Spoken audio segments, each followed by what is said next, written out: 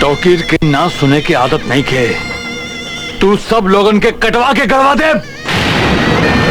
तेजाबो डलवा दे बका। दोबारा ऐसा गलती करे कोशिश मत करिया तौकीर भाई। पैसा हमने के काम करे खातिर लीला जा। तुहार मार और गाली सुने खातिर ना।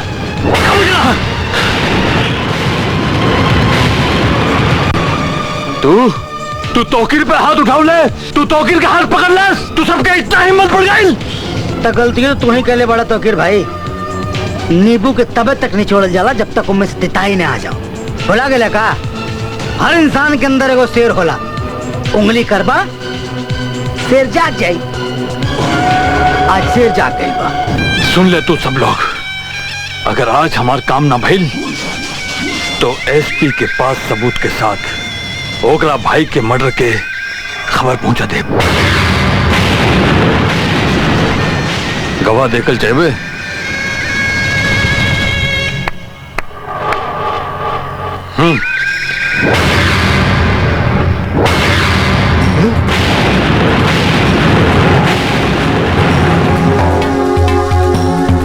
दो गिलास साले, तोरा पे तो हमके पहले ही शक रहे।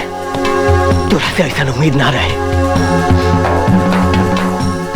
रे साला तेना बचबे रे। बहुत हो गए। अब काम की बात सुन ले सब। आज काम हो जाए कि चाहिए। ना तो तोर बाप बैंक से ना लौट पाई है, तब तोर मतारी के का होई। का है से कि इते चढ़ जाइए एसपी के हत्ते और बाप हो जाइए गायब और महतारी बन जाइए पगली।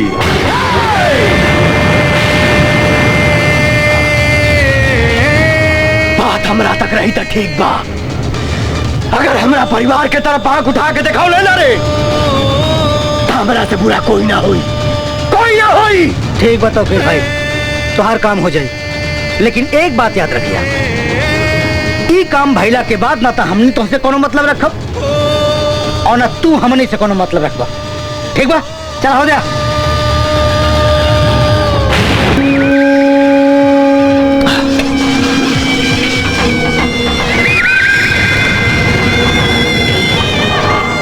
जमाल जी भैया।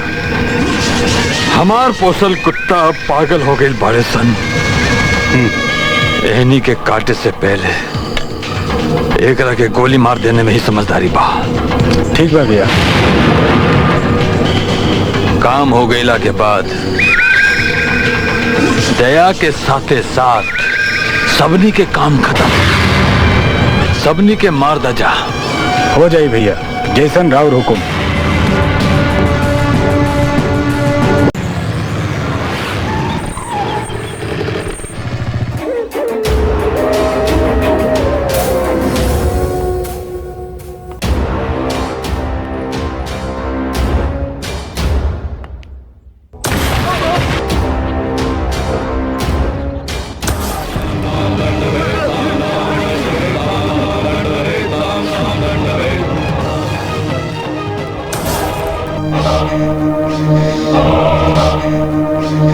दया की जिंदगी तो बर्बाद हुई है गई, लेकिन ये वादा करा था नहीं कि दूसरा दया पैदा ना होके दे।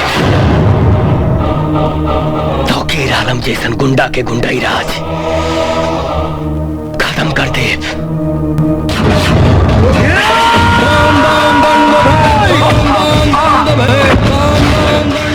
परिवर्तन ही संसार के नियम है। आज तक इस शहर में तो राज रहे, अभी गुंडाई राज खत्म। आज से हमारा राज चली। हाँ हाँ दे भाई हाँ, पर गोली मत चलिए, गोली मत चलिए। मुरारी समझाओ एक राके। देख देख देख, हम तो बड़ भाई हैं ये। हम तो जिंदगी भर गुलामी करा, जिंदगी भर।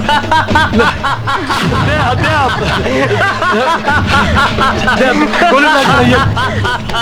अरे साला डरपोक, अपना के भाई कहाँ रहे रे? मोना इस सारा शहर के बाहुबली बनत रहे। साला मादरजात, चार को गोली की आवाज का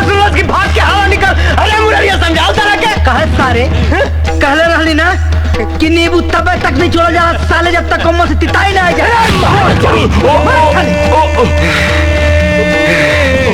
ये तो और पहला थप्पड़ के जवाब है। अरे साला मादर जात, ते हमें माई बाबू के घट में